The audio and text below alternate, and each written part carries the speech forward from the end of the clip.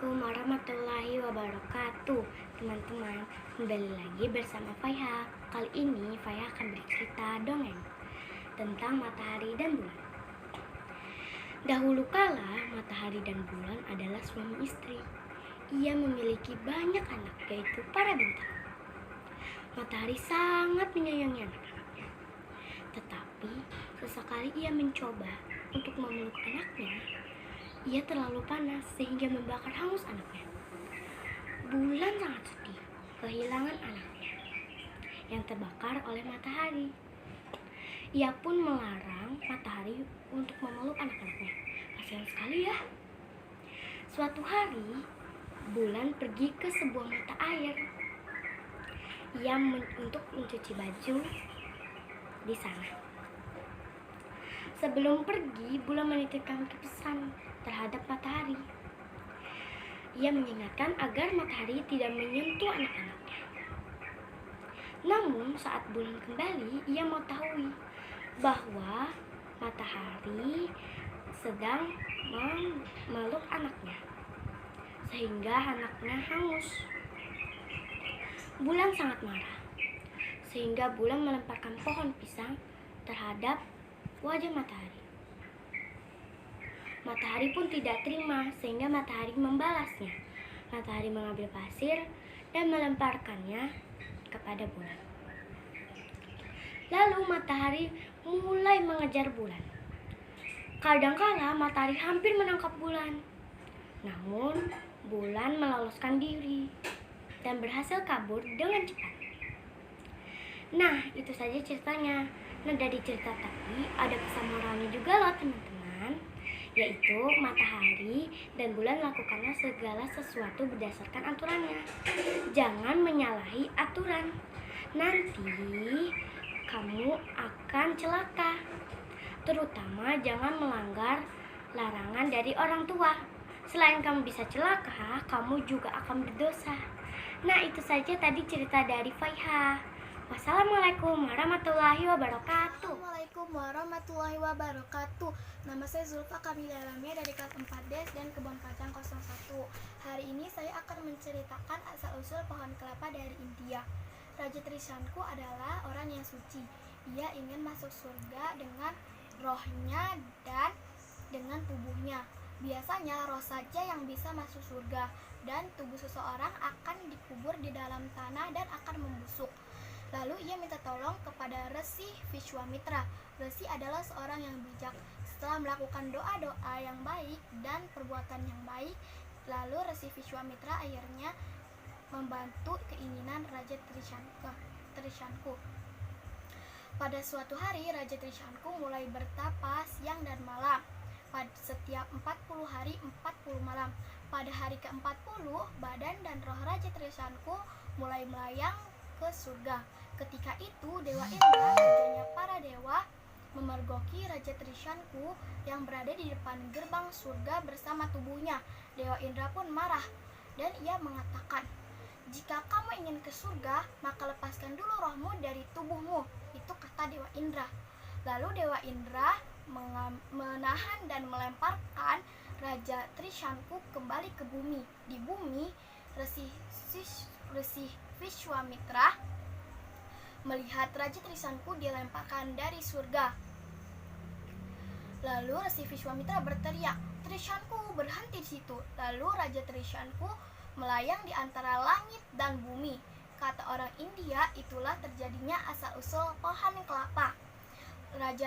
Resi Vishwamitra tahu jika dia tidak menahan Raja Trishanku, maka Raja Trishanku akan jatuh ke bawah.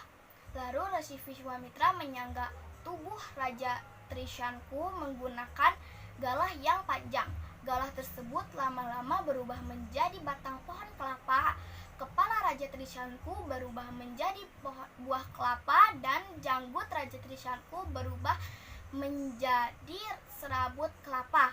Pesan moral dari dongeng legenda dari India asal-usul pohon kelapa adalah janganlah meminta sesuatu yang bukan hakmu. Syukurilah apa adanya dirimu. Tuhan menyayangi anak yang pandai bersyukur. Itu saja cerita dari saya. Wassalamualaikum warahmatullahi wabarakatuh. Assalamualaikum warahmatullahi wabarakatuh.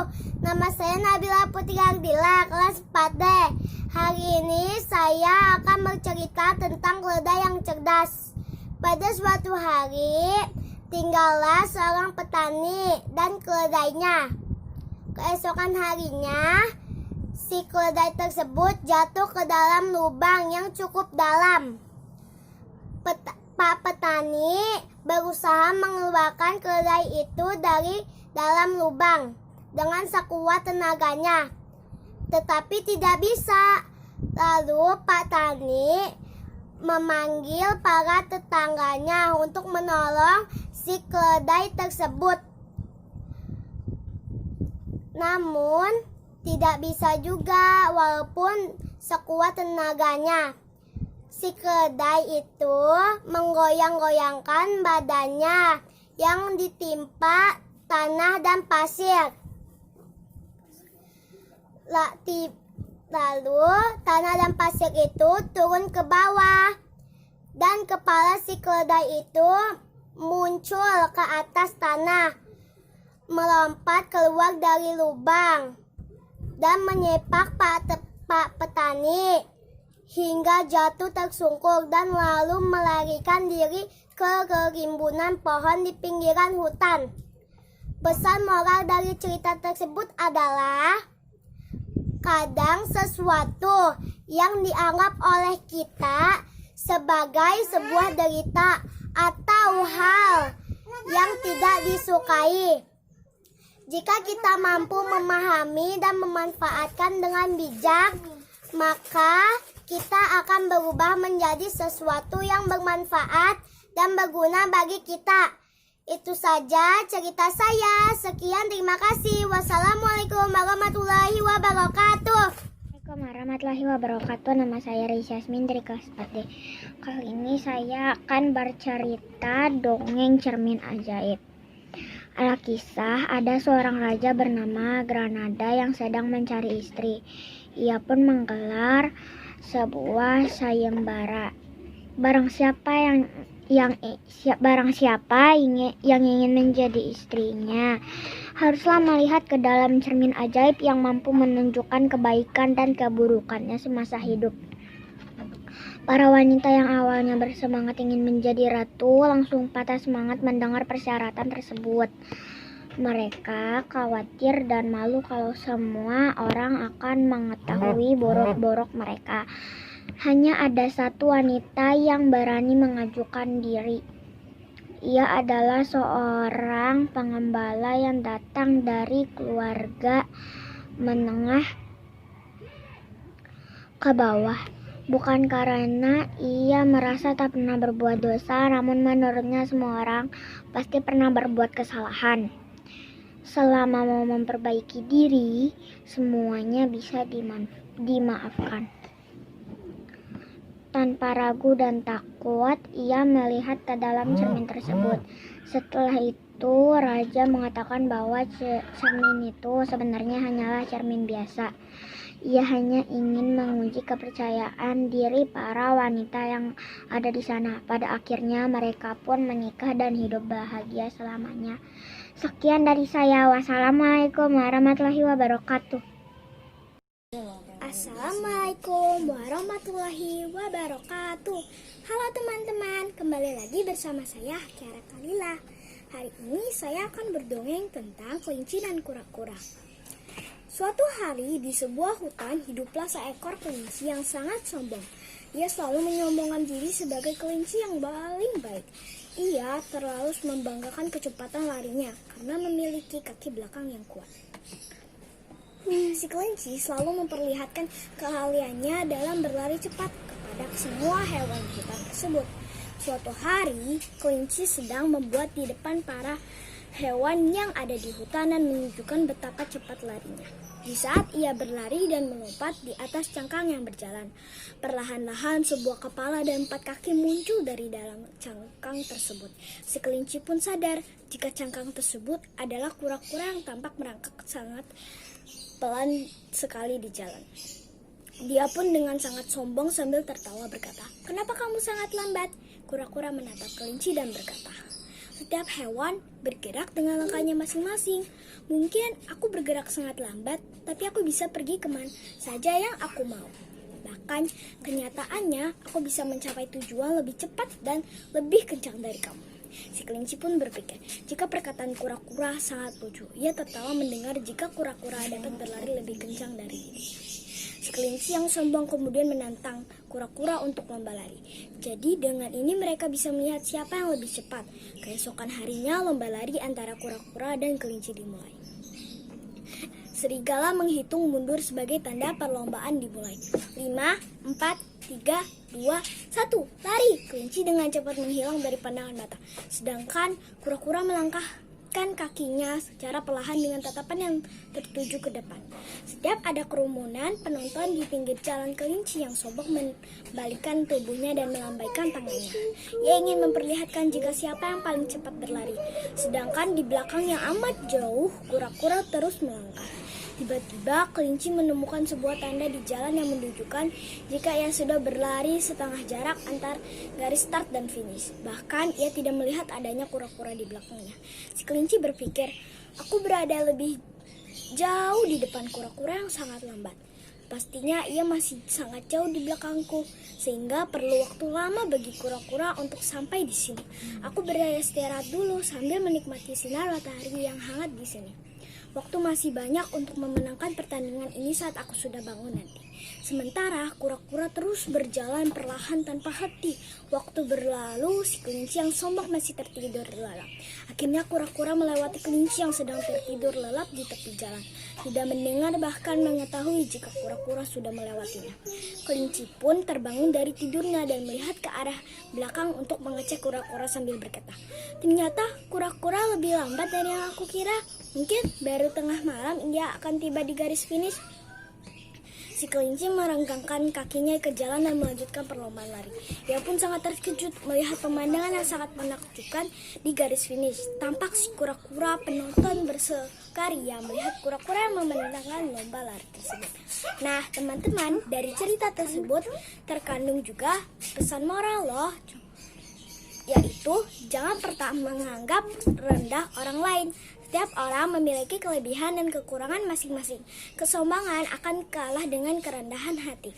Wassalamualaikum warahmatullahi wabarakatuh. Sekian ya teman-teman dongeng saya. Si kelinci yang sombong masih tertidur lelap. Akhirnya kura-kura melewati kelinci yang sedang tertidur lelap di tepi jalan. Tidak mendengar bahkan mengetahui jika kura-kura sudah melewatinya. Kelinci pun terbangun dari tidurnya dan melihat ke arah belakang untuk mengecek kura-kura sambil berkata, "Ternyata kura-kura lebih lambat dari yang aku kira. Mungkin baru tengah malam dia akan tiba di garis finish." Si kelinci merenggangkan kakinya ke jalan dan melanjutkan perlombaan lari.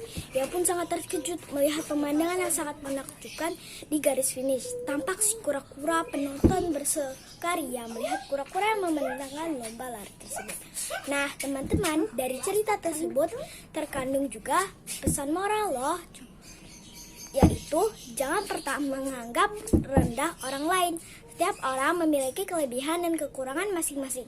Kesombongan akan kalah dengan kerendahan hati.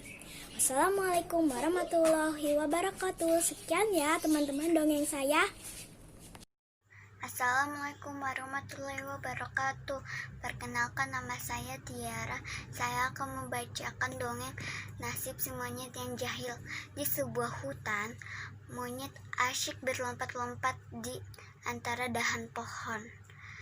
Tiba-tiba ekornya tertusuk duri. Lah berusaha mencabutnya tapi tidak bisa. Monyet lalu pergi menemui tukang cukur. "Ekorku tertusuk duri, tolong cabutkan nanti aku bayar," kata monyet. Tukang cukur segera mencabut dari di ekor monyet menggunakan pisau cukur. Lah berhasil mencabut duri, tapi tanpa sengaja ujung ekor monyet terpotong. Monyet marah, "Tukang cukur, kembalikan ekorku atau berikan pisau cukurmu, karena tukang cukur tidak bisa mengembalikan ekor monyet. Ia pun memberikan pisau cukurnya. Di jalan, monyet bertemu seorang wanita yang tua yang sedang memotong kayu bakar. Nenek, pakailah pisau cukurku agar engkau mudah memotong kayu, kata monyet. Wanita tua itu pun mengambil pisau cukur dan memotong kayu dengannya. Tapi pisaunya patah. Monyet berteriak, "Nenek, kau mematahkan pisau cukurku. Kau harus ganti atau berikan kayu bakarmu kepadaku." Si nenek pun terpaksa menyerahkan kayu bakarnya. Pesan dari cerita dongeng ini, nasib si monyet yang jahil adalah jangan suka menipu dan jahili orang karena menginginkan sesuatu lebih baik. Katakanlah dengan jujur apa permintaanmu. Itu saja dari saya. Wassalamualaikum warahmatullahi wabarakatuh.